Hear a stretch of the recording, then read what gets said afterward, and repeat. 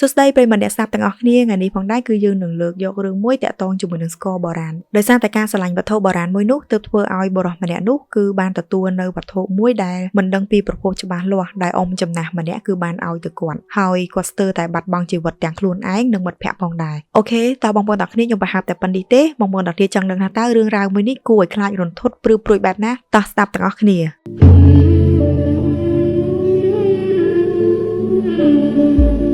សូមស្វាគមន៍បងប្អូនទាំងគ្នាជួបគ្នាម្ដងទៀតហើយនៅក្នុងរាត្រីទី2របស់និទានខ្មោចមុននឹងយើងចូលទៅដល់សាច់រឿងសម្រាប់បងប្អូនដែលមិនទាន់បានជួយចុច Subscribe អាចជួយចុច Subscribe ម្នាក់មួយបានដើម្បីទទួលបាននូវរឿងថ្មីៗជាបន្ត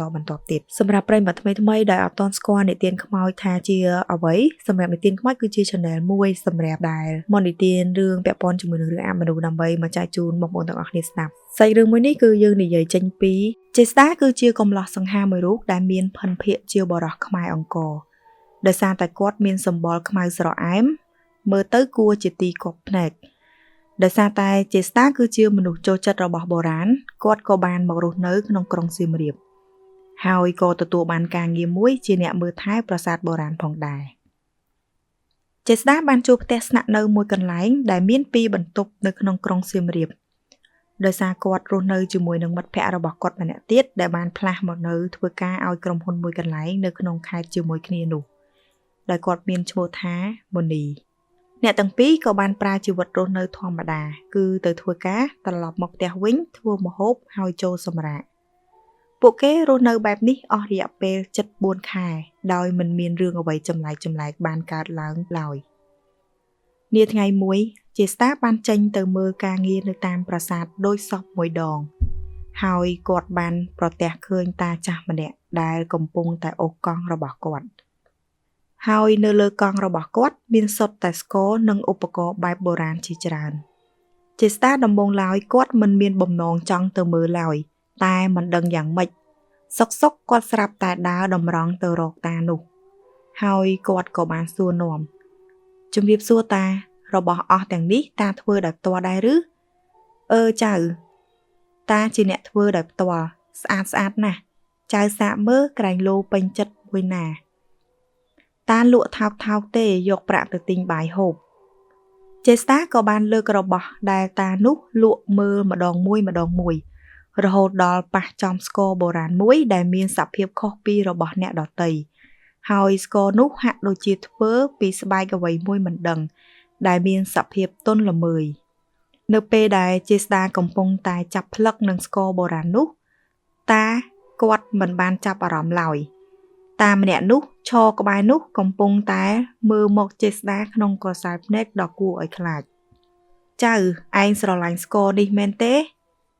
មួយប៉ុន្មានដែរតាចេស្តាក៏បានតបទាំងមិនងើបមុខបើចៅឯងពេញចិត្តតាឲ្យចាត់ទុកថាយើងមាននិស្ស័យនឹងគ្នាចុះចេស្តាមិនបានចាប់ផ្លឹកនឹងសម្ដីរបស់តានោះនិយាយឡើយដោយអារម្មណ៍របស់គាត់នៅជាប់នឹងស្គរបុរាណមួយនោះបន្តិចក្រោយមកចេស្តាក៏បានដឹងខ្លួនឡើងវិញដោយសារតែសំឡេងទូរស័ព្ទហើយគាត់ក៏បានខំរកមើលតានោះដើម្បីជូនប្រាក់បន្តិចបន្តួចតែក្នុងនោះស្រាប់តែមិនឃើញវត្តមានរបស់តានោះឡើយហើយគាត់ក៏បានគិតក្នុងចិត្តថាដូចជាមិនទំនងសោះគាត់ចាស់ហើយមិនក៏អូសកង់បានលឿនម្លេះបាត់ស្រមោលបាត់ឈឹងមិនគិតច្រើនចេស្តាក៏បានយកស្គរបុរាណនោះទុកហើយគាត់ក៏បានបំពេញការងាររហូតដល់ពេលល្ងាចពេលមកដល់ផ្ទះវិញចេស្តាក៏បានយកស្គរបុរាណនោះទៅដាក់តាំងនៅលើតុដាក់របស់របរហើយគាត់ក៏បានចូលទៅងូតទឹកដោយសារតែមនីតែងតែមកដល់ផ្ទះវិញរៀងយប់បន្តិចរៀងរាល់ថ្ងៃដូច្នោះកិច្ចការរៀបចំអាហារគឺចេស្តាជាអ្នកធ្វើនៅពេលយប់ក៏បានមកដល់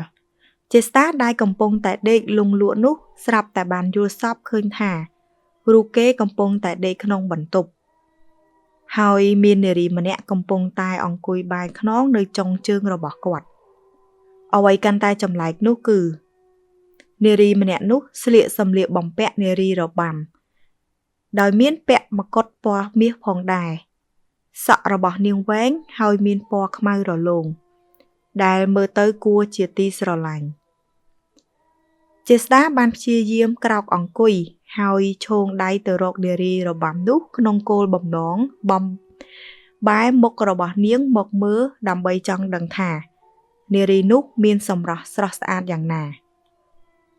នៅពេលដែលដៃរបស់ចេស្តាបានប៉ះខ្នងរបស់នារីនោះគាត់ស្រាប់តែទទួលបានអារម្មណ៍មួយថាខ្លួនរបស់នារីរបាំនោះហាក់ដូចជាត្រជាក់ខុសពីធម្មតានិយាយទៅគឺត្រជាក់ខ្លាំងមែនទែនហើយក៏មិនមានសំណើមដែរតែផ្ទុយមកវិញសាច់របស់នាងមានសភាពគ្រើមដូចដើមឈើមិនរលោងស្អាតដូចសក់របស់នាងឡើយនៅពេលដែលចេស្តាកំពុងតែផ្លឹកនារីរបាំនោះស្រាប់តែក្រោកឈរឡើងហើយភ្លាមនោះស្រាប់តែមានសំឡេងវាយស្គរមួយបានបន្លឺឡើងហើយនារីរបាំនោះក៏បានចាប់ផ្ដើមលើកដៃពុតរាំតាមចង្វាក់ស្គរចេស្តាបានផាំងស្មារតីមួយសន្ទុះដោយសារតែក្បាច់រាំរបស់នារីម្នាក់នោះហាក់ដូចជាខុសពីក្បាច់ផ្សេងទៀតដែលខ្លួនធ្លាប់ស្គាល់ហើយក្បាច់នោះផងដែរហាក់ដូចជាបានបង្ហាញអំពីអារម្មណ៍របស់ក្មេងស្រីម្នាក់ដែលមិនទាន់អស់ចិត្តពីពិភពលោកនោះដែលគាត់បានអង្គុយមើលនារីម្នាក់នោះរាំតាំងពីលក្ខណៈធម្មតារហូតដល់នារីបានពុតខ្លួនមកខាងក្រោយដែលមើលទៅហាក់ដូចជាមិនមែនជាមនុស្សទេក្នុងពេលនោះចេស្តាក៏បានចាប់ផ្ដើមបែកញើសហើយនារីរបាំនោះក៏បានបែរខ្លួនមកបន្តិចម្ដងដោយជាប់ក្នុងសភាពពុតខ្លួនទៅក្រោយរហូតដល់ចេស្តាបានឃើញមុខរបស់នារីម្នាក់នោះគឺច្បាស់ថានារីម្នាក់នោះមិនមានមុខមាត់ឡើយគឺផ្ទៃមុខរបស់នាងមានសភាពខ្មៅងងឹតហើយនាងក៏បានឈប់រាំរួចក៏ស្ទុះចូលមករកចេស្តាក្នុងគោលបំណងនឹងប្រុងចាប់ច្របាច់ករបស់ចេស្តាក៏បានភ្ញាក់ពីដេកហើយស្រែកលឺថាទេបន្តិចក្រោយមកមនីក៏បានរត់មកមើលហើយសួរថាយូសុបិនអាក្រក់មែនទេចេស្តាមិនបានតបឡើយដោយសារតែគាត់កំពុងតែភ័យខ្លាំងហើយខ្លួនរបស់គាត់បែកញើសជោកអាវអស់ទៅហើយមិនអីទេឯងទៅដេកវិញទៅគ្នាគ្រាន់តែយល់សប្តិអាក្រក់ទេបន្ទាប់ពីបានលឺដូច្នោះមនីក៏បានដើរទៅដេកវិញហើយចេស្តាក៏បានមកមើលទូរស័ព្ទរបស់ខ្លួនថាពេលនេះម៉ោង 2 យប់ទៅហើយរួចក៏សំងំដេកទៅវិញដោយមិនខ្លាចទៅធ្វើការពុំរួចលុះមកដល់ពេលល្ងាចថ្ងៃបន្ទាប់នៅពេលដែលចេស្តាបានត្រឡប់មកធ្វើការវិញគាត់ក៏រៀងឆ្ងល់បន្តិចដោយសារតែគាត់បានឮសំឡេងបើកទឹកចេញពីបន្ទប់ទឹកដំបូងគាត់គិតថាប្រហែលមនីជាអ្នកបើកបានមកដល់ផ្ទះមុនគាត់តែគាត់មិនបានឃើញម៉ូតូរបស់មនីឡើយនៅពីមុខផ្ទះដោយមិនអស់ចិត្តចេស្តាក៏បានដើរសម្ដៅទៅបន្ទប់ទឹកហើយនៅពេលដែលបើកទ្វារចូលទៅគាត់បានឃើញទឹកនៅក្នុងបន្ទប់ទឹកនោះបានបើកចោលមិនដឹងតាំងពីពេលណាមកយីអាមួយនេះចេញទៅធ្វើការបាត់អត់ចេះពិនិត្យមើលសោះថាមិនទាន់បានបើកទឹកចេស្តាក៏រអ៊ូតិចបន្ទាប់ពីរអ៊ូរួចចេស្តាក៏បានបិទទឹកហើយដើរទៅបន្ទប់ទឹកដើម្បីផ្លាស់ខោអាវធ្វើការងារផ្ទះនៅពេលដែលគេយកដៃទៅចុចកុងតាក់បិទភ្លើងក្នុងបន្ទប់ទឹកនោះចេស្តាស្រាប់តែបានប្រទះឃើញមានវត្តមានរបស់នារីម្នាក់នៅក្នុងកញ្ចក់បន្ទប់ទឹកតែនៅពេលដែលចុចកុងតាក់បើកភ្លើងវិញគឺមិនមានអ្នកណានៅក្នុងបន្ទប់ទឹកនោះក្រៅពីចេស្តាឡើយចេស្តាក៏បានចាប់ផ្ដើមមានអារម្មណ៍មិនល្អហើយដោយមិនចង់គិតច្រើនគាត់ក៏បានដើរទៅបន្ទប់គាត់ដោយមិនបានបិទភ្លើងក្នុងបន្ទប់ទឹកទៀតឡើយបន្ទាប់ពីធ្វើការផ្ទះរួចចេស្តាក៏បានចូលទៅងូតទឹកឲ្យត្រជាក់ខ្លួនបន្តិចក្នុងពេលដែលកំពុងតែងូតទឹកចេស្តាស្រាប់តែឮសំឡេងវាយស្គរបានបន្លឺឡើងហើយដំបូងឡើយគាត់មិនចាប់អារម្មណ៍នឹងសំឡេងនោះឡើយតែសំឡេងវាយស្គរនោះគឺកាន់តែឮទៅស្របពេលនោះចេស្តាក៏បានឮសំឡេងគោះទ្វារបន្ទប់ទឹករបស់គាត់ចេស្តាក៏ស្រែកពីក្នុងបន្ទប់ទឹកមកនរណាគេនឹងអាមនីមែនចាំបន្តិចសិនខ្ញុំហើយឥឡូវហើយសំឡេងគោះទ្វារនិងសំឡេងវាយស្គរកាន់តែឮខ្លាំងឡើងហើយចេស្តាក៏បានចាប់ផ្ដើមមានអារម្មណ៍ខឹងដោយគិតថាមនីជាអ្នកធ្វើមកលេងអីឈួតបែបនេះបានបន្តិចស្រាប់តែភ្លើងនៅក្នុងបន្ទប់ទឹក ក៏ដាច់ចេស្តាក៏ស្រែកយ៉ាងខ្លាំងដោយសារតែភ្ញាក់ផ្អើលហើយគាត់ក៏បានស្លៀកពាក់រួចបើកទ្វារចេញប្រញាប់នៅពេលដែលចេស្តាចេញមកក្រៅគាត់បានឃើញទិដ្ឋភាពនៅក្នុងផ្ទះសភាពងងឹតប្រហែលជាដាច់ភ្លើងហើយមើលទៅគាត់ក៏បានស្រែកហៅមនីតែទោះបីជាស្រែកយ៉ាងណាក៏មិនមានអ្នកតបដែរមិនអស់ចិត្តចេស្តាក៏បានទូរស័ព្ទទៅកាន់មនីឯងនៅឯណាមនីតបនៅកន្លែងធ្វើការថៃចេស្តាស្រាប់តែស្រឡាំងកាំងបន្តិចនៅពេលដែលមនីប្រាប់ថាកំពុងតែនៅកន្លែងធ្វើការចុះមុននោះនរណាជាអ្នកមកគោះទ្វារបន្ទប់ទឹកកំពុងតែឈរគិតសុកចេស្តាស្រាប់តែមានអារម្មណ៍ថាត្រជាក់ខ្លាំងហើយគាត់ក៏បានឮសំឡេងវាយស្គរចេញពីបន្ទប់របស់ខ្លួនចេស្តាក៏បើកភ្លើងពិលក្នុងទូរស័ព្ទហើយដើរតម្រង់យឺតទៅកាន់បន្ទប់របស់ខ្លួន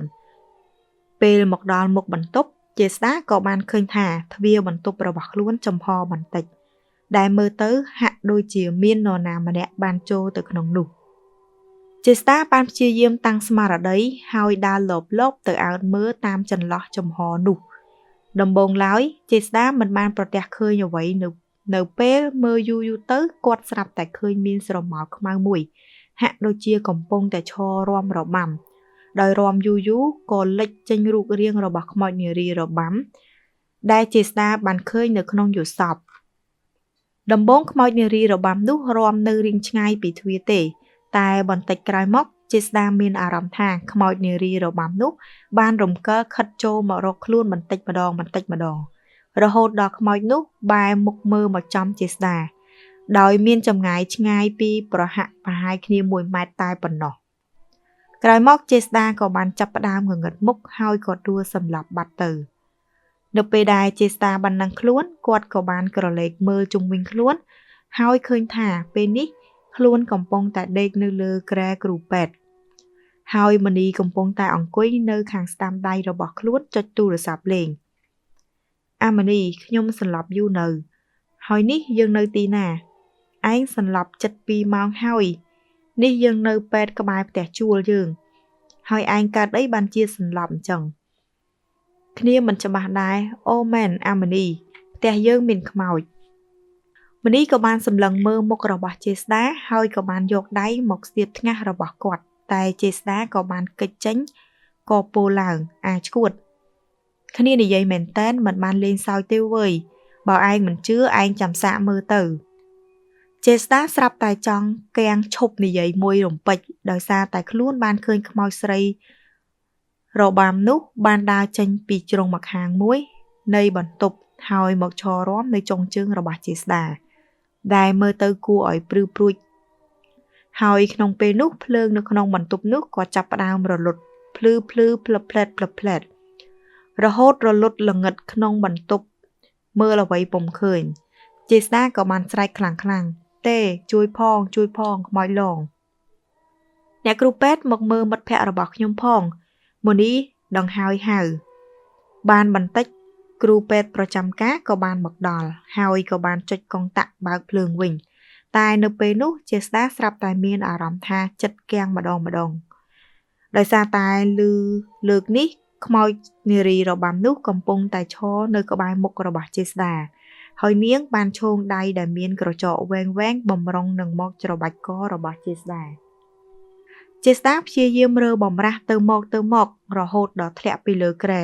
ហើយគាត់ក៏បានប្រឹងងើបរត់ចេញពីបន្ទប់នោះឯអ្នកដទៃទៀតក៏ស្រឡាំងកាំងនៅអ្វីដែលបានកើតឡើងហើយបន្តិចក្រោយមកពួកគេក៏នាំគ្នារត់តាមចេស្តាបានព្យាយាមរត់ទៅស្ទើរតែគ្រប់ច្រកទាំងអស់ហើយអ្វីដែលចម្លែកនឹងគួរឲ្យខ្លាចគឺកន្លែងណាដែលមានចេស្តាងាកទៅគឺសុទ្ធតែមានវត្តមានរបស់ខ្មោចស្រីរបាំនោះកំពុងតែឈររាំពុតដៃពុតជើងគួរឲ្យខ្លាចនឹងព្រឺក្បាលមិនថាចេស្តារត់ទៅណាឡើយក្នុងពេលនោះសំឡេងវាយស្គរក៏បានបន្លឺឡើងតាមខ្យល់ល្វើយហើយភ្លើងបំភ្លឺនៅតាមផ្លូវក៏ចាប់ផ្ដើមលោតផ្លឹបផ្លែតដែលជាហេតុធ្វើឲ្យចេស្តាកាន់តែភ័យលឺដើមនៅពេលដែលចេស្តាកំពុងតែរត់នៅលើផ្លូវមួយគាត់ក៏បានដួលផ្កាប់មុខដោយសារតែមានដៃចាប់ កជើងរបស់គាត់ជាប់រហូតដល់មានស្នាមក្រចកពេញកជើងចេស្តាក៏បានងាកមើលខាងក្រោមហើយក្នុងពេលនោះបេះដូងរបស់ចេស្តាហាក់ដូចជាឈប់ដំណើរការដោយសារតែគាត់បានប្រទះឃើញខ្មោចស្រីរបាំនោះចាប់កជើងរបស់គាត់ជាប់ហើយនាងបានព្យាយាមទាញចេញចេស្តាមករកនាងក្នុងគោលបំណងធ្វើអ្វីមួយខ្មោចស្រីនោះក៏បានយកដៃមកច្របាច់ករបស់ចេស្តាហើយចេស្តាក៏ចាប់ផ្ដើមងងឹតមុខដោយសារតែមិនអាចដកដង្ហើមបានដោយសារបានគិតក្នុងចិត្តថាតើនេះជាថ្ងៃដែលខ្ញុំអស់ជីវិតមែនឬទេនៅពេលដែលចេស្តាដឹងខ្លួនឡើងម្ដងទៀតគាត់ក៏បានឃើញមនីនិងអ្នកគ្រូពេទ្យកំពុងតែអង្គុយមើលគាត់ចេស្តាក៏បានសួរតើទីនេះជាកន្លែងណាខ្ញុំស្លាប់ហើយមែនទេមនីក៏បានដើរមកផ្ទះក្បាលចេស្តាមួយដៃហើយក៏តបទៅវិញ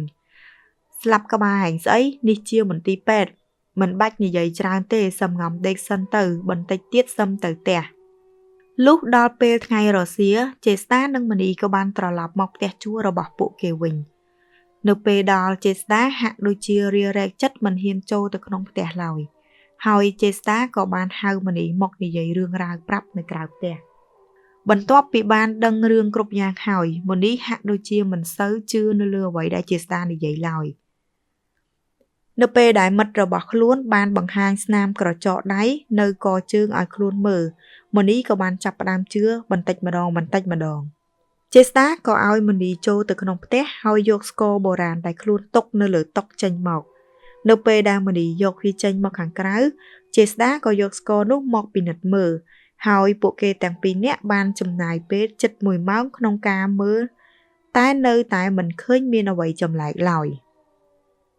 ដោយមិនអស់ចិត្តចេស្តាក៏បានយកដៃទៅស្ទាបនឹងស្បែកដែលគេយកមកបិទស្គរនោះចេស្តាមានអារម្មណ៍ថាស្បែកស្គរនោះមានលក្ខណៈគ្រើមហើយហាក់ដូចជាធ្លាប់បានស្ទាបនៅកន្លែងណាមួយនៅពេលដែលមនីយកដៃទៅប៉ះមនីក៏បានលាន់មាត់ថាស្បែកនេះហាក់ដូចជាស្បែកមនុស្សភ្លាមនោះចេស្តាក៏បាននឹកឃើញដល់រឿងដែលខ្លួនបានយល់សប្តិឃើញកាលពីយប់ក្នុងថ្ងៃដែលយកស្គរនោះចូលក្នុងផ្ទះដំបូងហើយចេស្តាក៏បានប្រាប់មនីអំពីរឿងទាំងនោះដែរបន្ទាប់ពីជជែកគ្នារួចហើយពួកគេទាំងពីរនាក់ក៏សម្រេចចិត្តទៅវត្តមួយកន្លែងដើម្បីឲ្យលោកតាជួយពិនិត្យមើលនៅពេលទៅដល់វត្តនៅពេលដែលអ្នកទាំងពីរប្រុងនឹងចូលទៅក្នុងវត្តក៏មានលោកតាមួយអង្គបាននិមន្តចេញមកហើយក៏បានប្រទះឃើញពួកគេទាំងពីរបន្ទាប់មកលោកតាក៏បានងាកទៅមើលខាងក្រោយខ្នងរបស់ចេស្តាហើយអាការៈមួយនោះបានធ្វើឲ្យយុវជនទាំងពីរមានលក្ខណៈព្រឺរោមយ៉ាងខ្លាំងនៅពេលដែលលោកតានាំពួកគេចូលទៅអង្គុយក្នុងកុដិរួចហើយលោកតាក៏មានថេរដីកាថា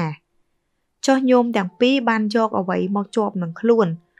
បានជាគេតាមរហូតមិនលែងសោះអ្នកទាំងពីរហាក់ភ្ញាក់ផ្អើលនៅថេរដីការបស់លោកតាហើយចេស្តាក៏បានរៀបរាប់រឿងរ៉ាវទាំងអស់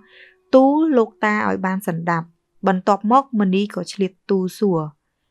លោកតានៅពីក្រោយខ្នងរបស់ពួកករណាមានអ្វីមែន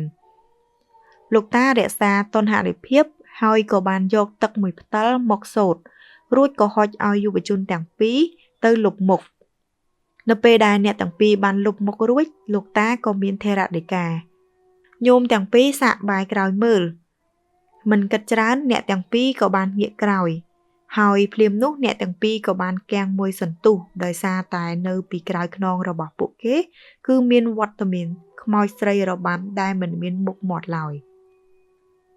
កំពុងតែអង្គុយនៅពីក្រោយតាំងពីពេលណាមិនដឹងចេស្តាក៏លាន់មាត់ថាម្នាក់នឹងហើយនិយាយរួចក៏រត់ទៅពួនពីក្រោយលោកតាឯមនីវិញក៏ដូចគ្នាញោមទាំងពីរយកស្គរនោះមកដាក់នៅក្នុងផ្ទះទាំងដែលមិនដឹងពីប្រភពច្បាស់លាស់ញោមមានដឹងទេថាស្គរនោះគឺជាស្គរខ្មោចហើយស្បែកដែលគេយកមកធ្វើស្គរហើយស្បែកដែលគេយកមកធ្វើស្គរនោះគឺស្គរខ្នងស្បែកហើយស្បែកដែលគេយកមកធ្វើស្គរនោះគឺស្បែកខ្នងរបស់មនុស្សស្រីគេធ្វើនេះគឺដើម្បីសន្ធប់ប្រលឹងខ្មោចឲ្យជាប់នៅក្នុងនោះដើម្បីយកទៅធ្វើបាបអ្នកដទៃ ហើយភាគច្រើនគឺខ្មោចជាអ្នកធ្វើរឿងប្រេយផ្សៃទាំងនោះចេស្តានិងមនីក៏បានមើលមុខគ្នាហើយពួកគេព្រឺក្បាលព្រឺរោមព្រឺស្បែកយ៉ាងខ្លាំងបន្ទាប់ពីបានស្ដាប់ការរៀបរាប់របស់លោកតារួចមកមនីក៏និយាយលោកតាតើមានវិធីណាដែលធ្វើឲ្យពួកគេទៅវិញបានមានតែរៀងលំបាកបន្តិចដោយសារតែចៅទាំងពីរបានយកគេចូលទៅក្នុងផ្ទះរួចហើយនិយាយរួចលោកតាក៏បានក្រោកឡើងរួចនិមន្តទៅយករបស់អ្វីម្យ៉ាងដែលទុកឲ្យយុវជនទាំងពីរនៅអង្គុយជាមួយនឹងខ្មោចស្រីរាំរបាំនោះ10នាទីក្រោយមកលោកតាក៏និមន្តមកវិញដោយមកកាន់របស់របរមួយចំនួនជាមួយរួចលោកក៏បានរៀបចំពិធីនៅក្នុងកុដិនោះរហូតដល់យប់ជ្រៅនៅពេលដែលម៉ោងលោតដល់ម៉ោង12អាធ្រាត្រភ្លាមលោកតាក៏មានថេរដីកាញោមស្រីញោមឈប់ចងកម្មចងពៀពិភពលោកនេះទៀតទៅសូមញោមទៅកន្លែងដែលសមគួរចោះភ្លាមនោះផ្ទៃមុខរបស់ខ្មោចស្រីរបាំនោះក៏ចាប់ផ្ដើមបង្ហាញមុខមាត់ឡើងជានារីម្នាក់ដែលមានសម្រស់ស្រស់ស្អាតរកអ្វីប្រៀបផ្ទឹមពុំបានហើយខ្លួនប្រាណរបស់នាងក៏ប្រែមកសភាពស្រស់រលោងតែផ្ទុយពីមុនដែលមានសភាពគ្រើមដូចដើមឈើខ្មោចស្រីរបាំនោះក៏បានញញឹមរួចអោនក្បាលសំពះលោកតាបន្ទាប់មករូបកាយរបស់នាងបានរលាយរសាត់បន្តិចម្ដងលោកតាក៏មានថេរដីកាថាអស់អីហើយញោមចាប់ពីថ្ងៃនេះតទៅឈប់យកឬទទួលរបស់អ្វីចម្លែកមិនមានប្រភពចូលផ្ទះទៀតប្រយ័ត្នថ្ងៃណាមួយញោមនឹងត្រូវវិនាសដោយសារតែរបស់អស់នោះចេស្តានិងមនីក៏បានសំពះអស់ព្រះគុណហើយថ្វាយបង្គំលាលោកតាត្រឡប់ទៅផ្ទះវិញរៀងខ្លួនអូខេបងប្អូនទាំងគ្នាសាច់រឿងយើងខាងលើនេះគឺត្រូវបានបញ្ចប់ត្រឹមប៉ុណ្្នឹងឯងហើយបងប្អូនគិតយ៉ាងម៉េចដែរបងប្អូនស្ដាប់ពីលើមកដឹងហើយថានេះគឺជាបទពិសោធន៍មួយដែលធ្វើឲ្យអ្នកទាំងពីរនាក់ហ្នឹងចងចាំមិនអាចបំភ្លេចបានទេហើយមានអារម្មណ៍ថាភ័យខ្លាចខ្លាំងមែនតើ